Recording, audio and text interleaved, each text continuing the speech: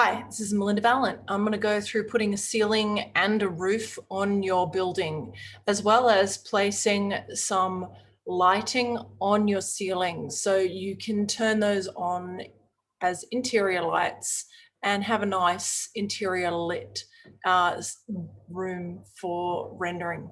All right, so let's start now with the ceiling.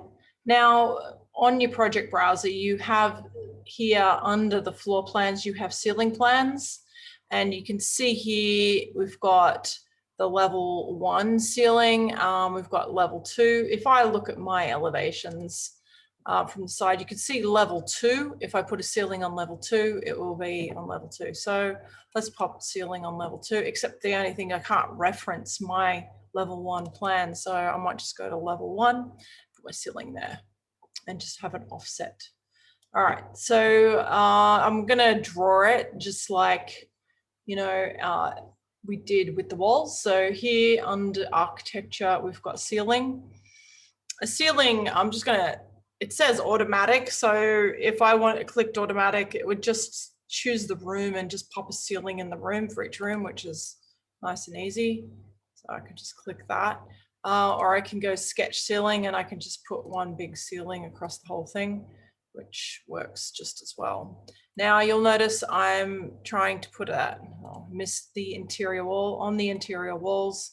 So I don't see it when I'm looking at the exterior of my building. Otherwise it will look like a little bit of like ice cream sandwich or something, or, you know, I'll see it sticking out of my walls at the edge. So I've just placed a ceiling, happy, hopefully. I might have accidentally placed more than one ceiling, so there might be some conflicts because I did automatically do some ceilings there. So let's just go have a look at our 3D. Yeah, so you can see here this strange conflict that, you know, we've got one selected and one deselected, means that I've got more than one ceiling in that room and in that room because I did auto ceiling. Now I'd want to get rid of one, because if I put a light on a fixture on one of these ceilings, it won't go through two ceilings. It'll only ever go through one. So I can't have two ceiling surfaces in the same room because it will just block the light out. So I'm going to select that and delete it. Same here, select that, delete it. All right, so I've just got that one ceiling through my whole house. You might notice on level 1, it's placed it, you know, default height above level 1. All right, now I could put on here some lighting. So under component, if I wanted to, there's no lighting probably in here. No, there's no lighting. So under component, I can load in some lights. So I choose component, then in modify place component, you can load family. We'll go to lighting. There it is, lighting. Now I'm just going to go for architectural, internal. There's quite a few I could choose. I'm just going to go for, you know, some downlight. The downlight recessed can I found is, I know I've worked with it before, it's relatively consistent. So I'll just choose that and open. Now I could just place in my 3D view, but I'm going to need a couple. So if I just place here, I've, you know, not got a very good idea of how evenly spaced and how much in line they are. So I might go back to my ceiling view level 1 and place my lights here. So clicking a few placements. Now, if you've ever had downlights in your house, you'll realize that you need more than just one because they're not very bright. So I'm just going to put a few in my building. Let's put a few down here.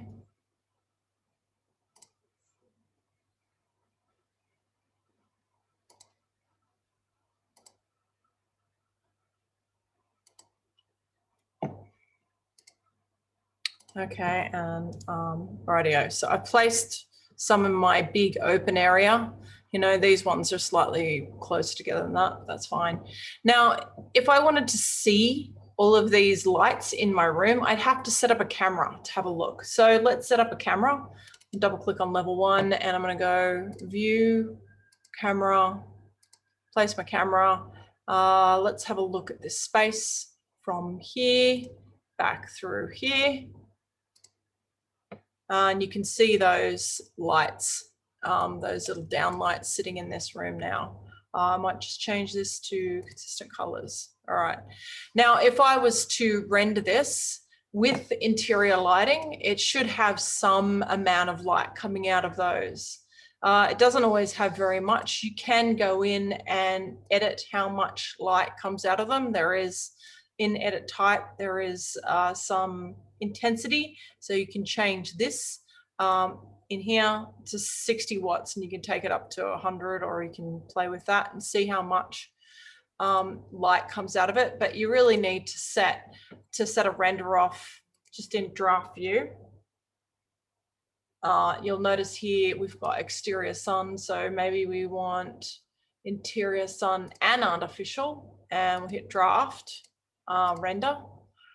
Hopefully we'll get a little bit of light coming out of these lights when we render it.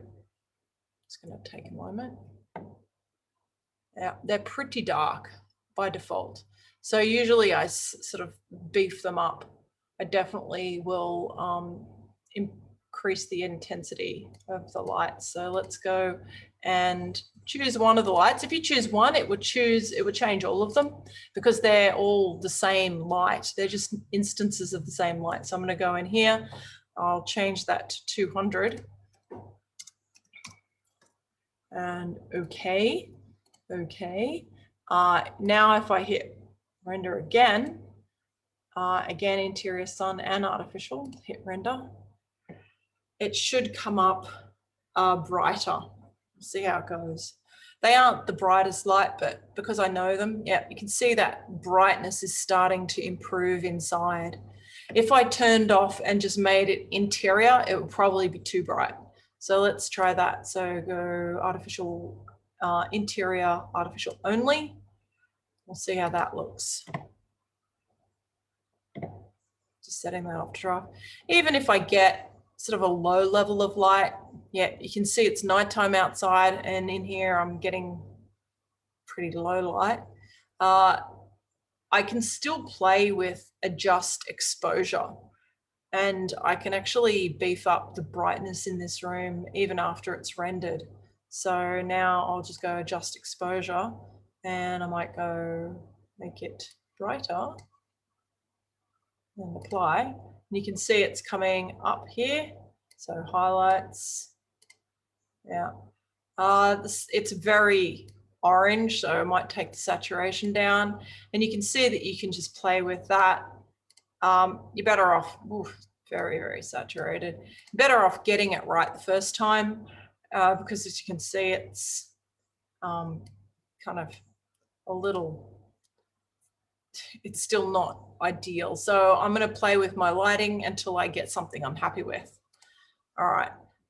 If I'm happy with a particular image, I can actually export it. So I can actually export that as an image, as a JPEG, just to show and keep for reference and put in like a portfolio if you wanted to do that.